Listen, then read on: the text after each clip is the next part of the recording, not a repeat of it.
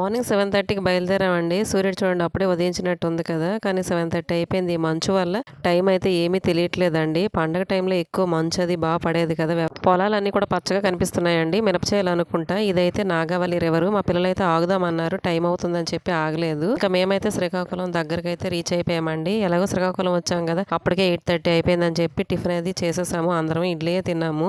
మా బుడ్డోడైతే పూరి ఇప్పించలేదని ఫీల్ అయ్యాడండి. కానీ జర్నీ టైంలో ఇడ్లీయే బెటర్ కదా! ఇదైతే నర్సన్పేట హైవే అండి. ఆంజనేయ స్వామి విగ్రహం దగ్గర నుంచి చూస్తే పెద్దగా అనిపిస్తుంది. దూరం నుంచి అయితే చిన్నగా కనిపిస్తుంది కానీ ఫోటోలు కూడా చాలా మంది దిగుతున్నారు. ఈ కొండపైన విగ్రహాలు సేమ్ వైజాగ్ కైలాసగిరి పైన విగ్రహాలు ఉంటాయి కదా, శివపార్వతి విగ్రహాలు అలాగే ఉన్నాయండి. చూడడానికి అయితే భలే ఉన్నాయండి. ఇంకా మేమైతే ఎక్కడికి వెళ్తున్నామో చెప్పలేదు కదా, ఒరిస్సా అయితే వెళ్తున్నామండి. ఈసారి అయితే మేము ఎక్కువ డివోషనల్ ట్రిప్ అయిపోయింది మా ట్రిప్ అన్నాను కదా. ఇక్కడ కూడా పెద్ద ఆంజనేయ స్వామి విగ్రహం అండి. ఆల్మోస్ట్ ఒరిస్సా బార్డర్కి అయితే వచ్చేసాము. ఆ ట్రైన్ చూసారు, విశాఖ ఎక్స్ప్రెస్ అది. దూరం నుంచి భలే ఉంది కదా. ఒరిస్సాలో నదులు ఎక్కువగా ఉంటాయండి. ఇది కూడా నదే అనుకుంటా. దీని పేరేంటో నాకు తెలియదు కానీ నది కూడా పెద్దగానే ఉంది. ఎక్కువ వాటర్ అయితే ఏం లేదు.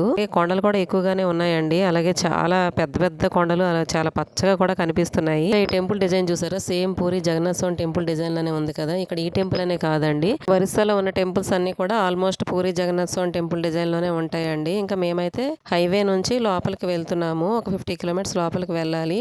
ఇక్కడైతే అంతా అడవిలా ఉంది కదా, చెట్లు కూడా భలే ఉన్నాయి. ఇదైతే ఇంకో హైవే అంటండి. మేమైతే పూరి దగ్గరకి అయితే వచ్చేసాము. ఇంకా అక్కడికైతే 3 o'clock అయింది వెళ్ళేసరికి. ఇంకా మాకు చూడండి వెళ్ళగానే గుర్రం ఎదురైంది.